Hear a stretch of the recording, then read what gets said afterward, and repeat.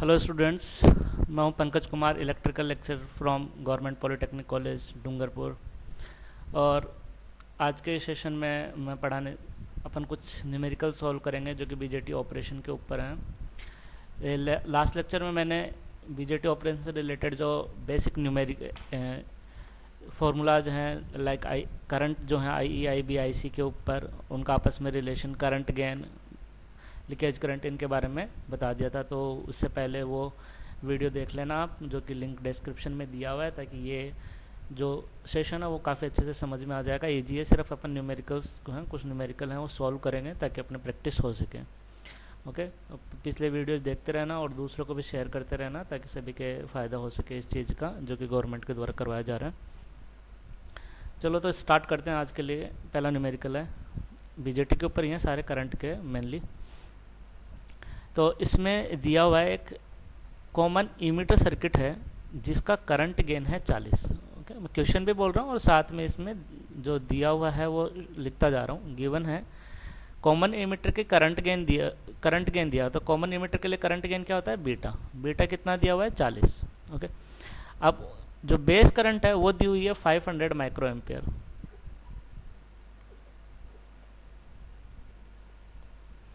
Okay, और पूछा क्या है? इमीटर करंट पूछा है, कैलकुलेट करना अपन को इमीटर करंट।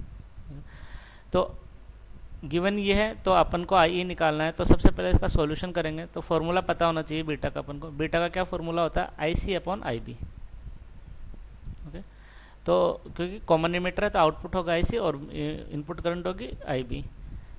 तो यहाँ पे अपने पास में बीटा दे रखा, आई बी दे रखा, आई सी कैलकुलेट कर सकते हैं अपन यहाँ से। आई सी इक्वल टू क्या हो जाएगा? बीटा आई B.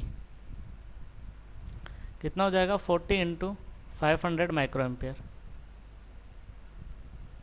40 into 500 micro ampere. Okay, micro ampere को 10⁻⁻⁶। तो कितना हो जाएगा?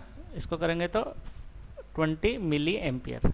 ओके, तीन जीरो है, इससे कैंसिल हो जाएंगे तो 3 जीरो बच जाएंगे। इसको कर देंगे अपन 20 मिली एम्पियर। तो आई सी हो गया अपने पास में 20 मिली एम्पियर।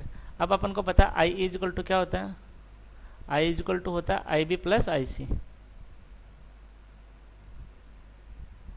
तो आई बी कितना दे रखा है? 500 माइक्रो एम्पियर। इसको मिली एम्पियर में बदल लेते हैं तो कितना आ जाएगा? 0.5 मिली एम्पियर। ओके, सॉरी, इसको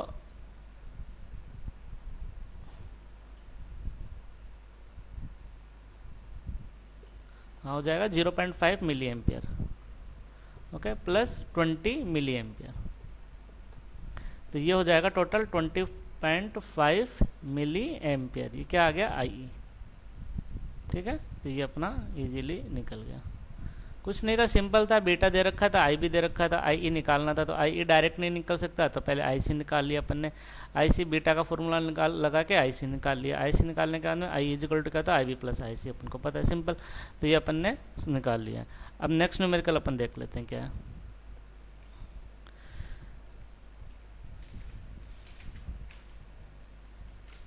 ओके, तो एक एनपीएन ट्रांजिस्टर है। एनपीएन ट्रांजिस्टर के कॉमन बेस में काम कर रहा है ये। ओके, सीबी मोड में काम कर रहा है। और 3 वोल्ट का कलेक्टर बेस वोल्टेज अपन को मिल रहा है यहाँ पे। तो वीसीबी दे रखा है अपन ने 3 वोल्ट है। ओके, वीसीबी जो है कितना है? 3 वोल्टेज है।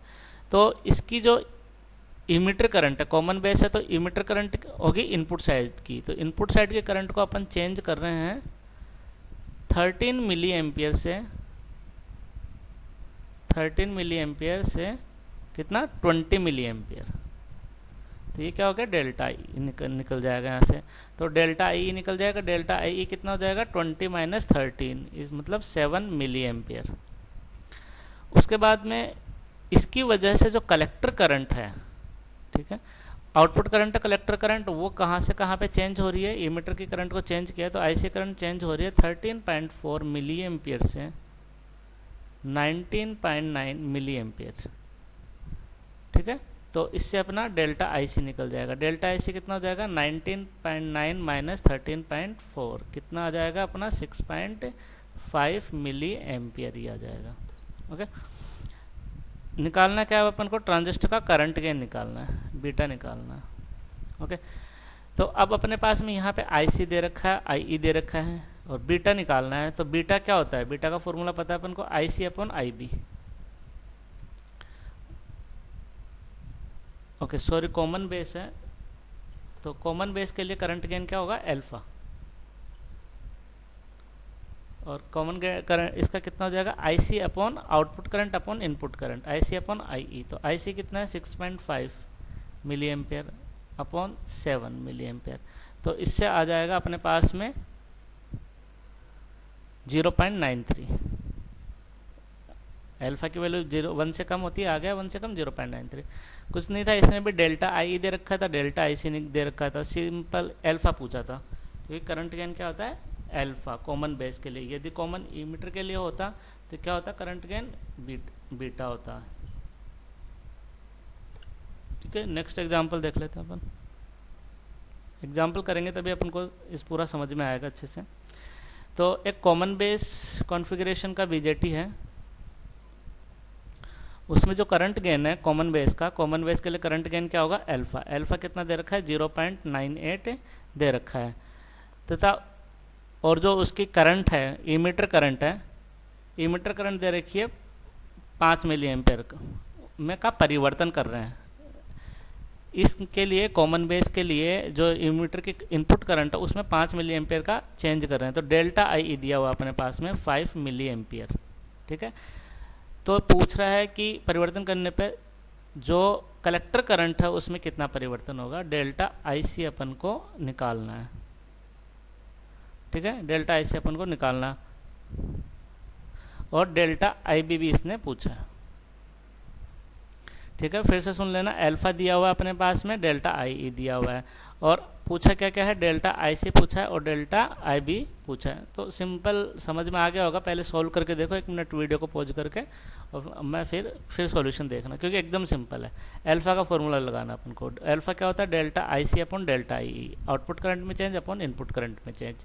कॉमन बेस है तो बेस कॉमन है, तो ना आउटपुट है ना इनपुट है। अब यहाँ से डेल्टा IC निकल जाएगा, डेल्टा IC क्या निकल जाएगा अपने पास में, अल्फा डेल्टा IE। तो डेल्टा IC क्या हो जाएगा, अल्फा दे रखा है 0.98 इंटू 5। ठीक है, तो हो जाएगा ये मिली एम्पियर में आएगा, तो यहाँ से आ जाएगा 4.9 मिली एम्पियर। ठीक है, अब अपने पास में डेल्टा IB निकालना है। तो डेल्टा IB के लिए मैंने क्या बताया था, डेल्टा I इजकल टू क्या होता है, delta IB plus delta IC। Delta I है अपने पास में, डेल्टा IC है, तो डेल्टा IB निकल जाएगा। डेल्टा IB कितना हो जाएगा, delta IE minus delta IC। Delta IE दे रखा है 5 milliampere minus delta IC कितना दे रखा है 4.9 मिली एम्पियर।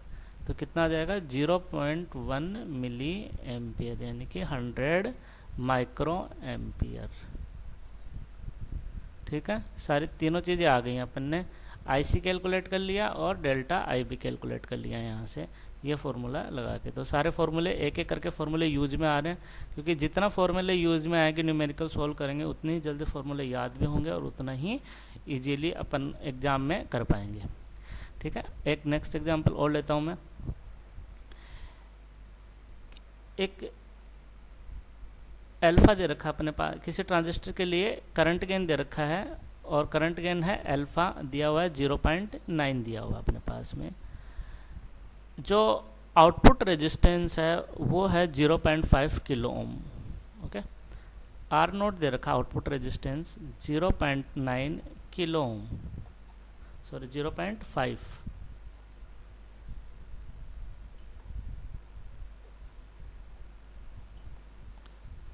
0.5 किलो ओम अपने मेरे को वो दे रखा है, इसने रेजिस्टेंस दे रखा है। ओके, तो अब इसके बाद में क्या है, कॉमन बेस टाइप का है, अल्फा दे रखा है, तो आधार संग्रह संधि के प्रतिरोध का मान 5 किलो ओम है।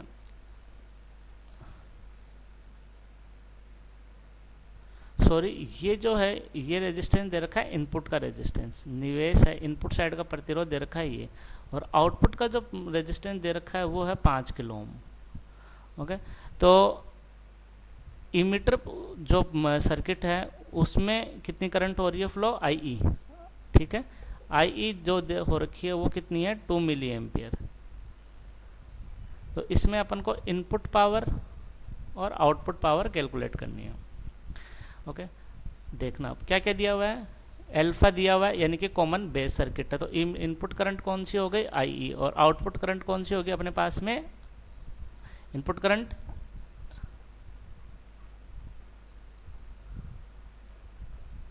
हो गई आई, और आउटपुट करंट कौन सी होगी अपने पास में, कॉमन बेस के लिए आउटपुट करंट कौन सी होगी, आईसी। ओके, अब इनपुट रेजिस्टेंस दे रखा है अपन को और आउटपुट रेजिस्टेंस दे रखा है, और इनपुट पावर और आउटपुट पावर पूछिए। तो इनपुट पावर क्या हो जाएगी, input current into input current का स्क्वायर इंटू आर आई। तो इनपुट करंट कौन सी है, आई ई स्क्वायर आर आई, ठीक है। तो अपने पास में आई ई दे रखा है, आई ई कितना है, 2 मिली एम्पेयर। तो 2 into 10 to the power -3 whole square into R I कितना दे रखा है, 0.5 किलो ओम, इंटू किलो का मतलब हो गया 10 टू द पावर 3। ओके, तो यहाँ से आ जाएगा 4 into 10 to the power -6 into 0.5 into 10 to the power 3। तो यहाँ से आ जाएगा 2 millivolt. Okay, 2 millivolt, 10 to the power 3 से 10 टू द पावर -6 किया तो 10 टू द पावर -3 और इसको मल्टीप्लाई किया तो 2। तो इनपुट पावर आ गई अपने पास में ये। अब अपन को क्या करना, आउटपुट पावर निकालनी है। तो आउटपुट पावर निकालने के लिए क्या चाहिए मेरे को, आउटपुट पावर क्या है, आई सी स्क्वायर आर नोट।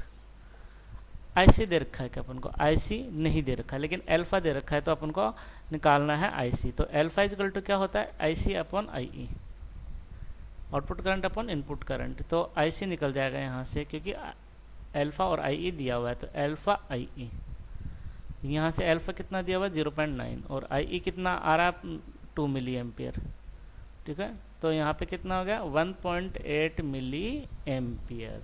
यहाँ से अपने पास में आईसी आ गया। अब अपने पास में पावर निकल जाएगी। तो आउटपुट पावर कितनी हो जाएगी 1.8 मिली एम्पियर का square into R naught, 5 kilo ohm है।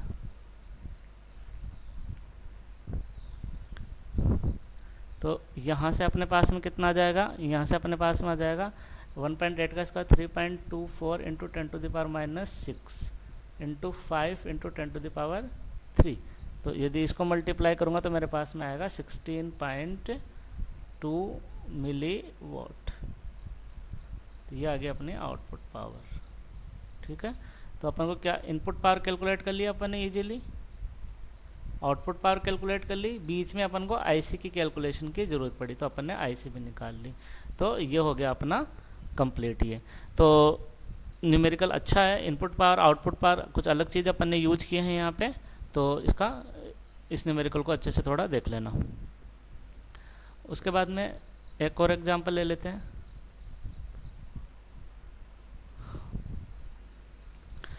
तो नेक्स्ट एग्जांपल लेते हैं अपन एक, इसमें दिया हुआ है अपने पास में कॉमन इमिटर कॉन्फ़िगरेशन है और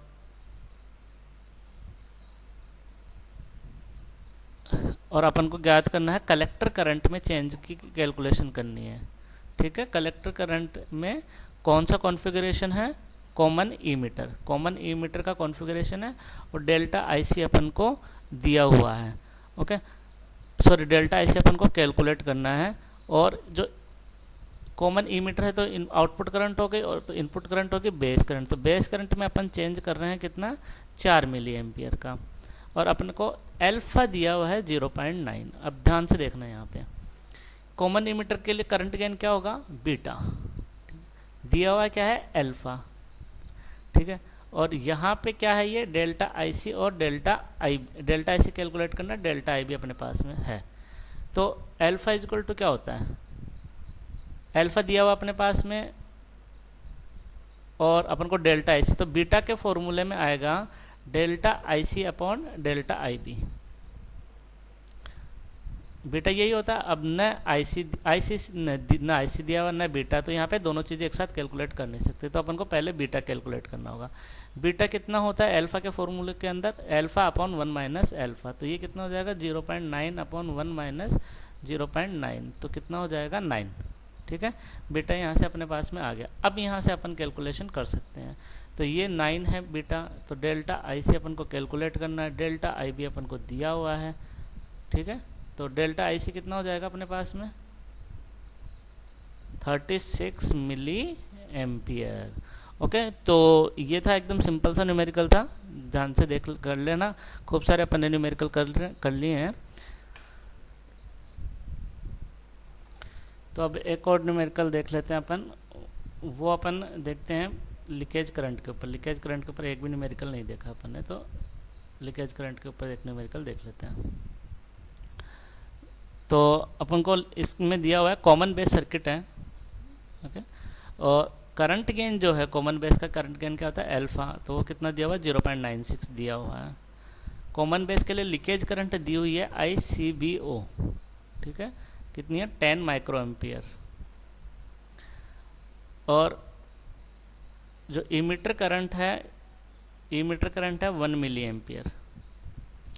तो अपन को IC और IB करंट कैलकुलेट करनी है, IC कैलकुलेट करनी है और IB कैलकुलेट करनी है। तो इसका सॉल्यूशन देख लेते हैं हम। अल्फा दिया हुआ है, ICBO दिया हुआ है।